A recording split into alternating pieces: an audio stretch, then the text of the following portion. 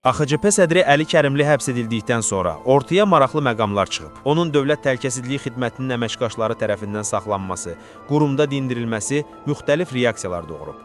Qlobal Info Az xəbər verir ki, hadisə AXCP daxilində də ciddi müzakirələr yaradıb. Partiya yetkililəri liderlərinin saxlanmasına, onun Ramiz Mehdiyev işi ilə əlaqələndirilməsinə etiraz edirlər. Bunun belə olmadığını əsaslandırmağa çalışırlar. AXCP-nin Avropada məskunlaşan danışan dilləri, Qənimət Zaid və Natiq Ədilov sosial media üzərindən Əli Kərimlinin qanunsuz yerə saxlandığını iddia edirlər. Həmçinin proqramlarına ekspert qismində Avropada mühacirətdə olan bir sıra Azərbaycanlı siyasiləri çıxarırlar.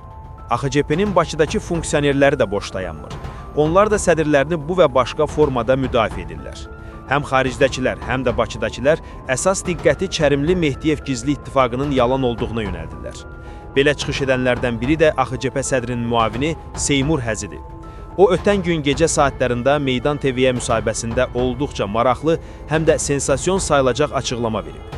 Seymur Həzi, AXCP üzvlərinin saxlanması haqqında aparıcının suallarına cavab verərkən bilərəkdən ya da bilməyərəkdən şok sayılan ifadələr işlədib. Onun bu sözləri bir çoxları tərəfindən AXCP-nin Rusiya xüsusi xidmət orqanları ilə əlaqəsinin olması kimi yozulur, şərh edilir. Seymur Həzi nə deyib?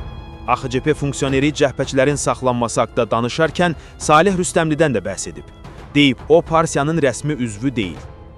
Burada bir xatırlatma verək ki, Salih Rüstəmli Elçibək idari dövründə Gədəbəy rayon icra hakimiyyətinin başçısı vəzifəsində çalışıb. Uzun illər Rusiyada yaşayıb. Orada ticarətlə məşğul olub. O, bir neçə il öncə Bakıya gələndə saxlanılıb. Həmin vaxt deyilirdi ki, Salih Rüstəmli Rusiyadan Əli Kərimliyə maddi dəstək göndərdiyi üçün hakimiyyətin qəzəbinə gəlib. Sonralar o azadlığa buraxıldı, Rusiyaya qayıtdı.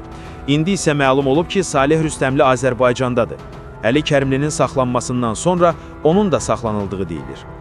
Seymur Həzi, Salih Rüstəmlinin Azərbaycanda olmasını belə şərh edib ki, Rusiya Federal Təhlükəsizlik Xidməti onu rahat buraxmayıb.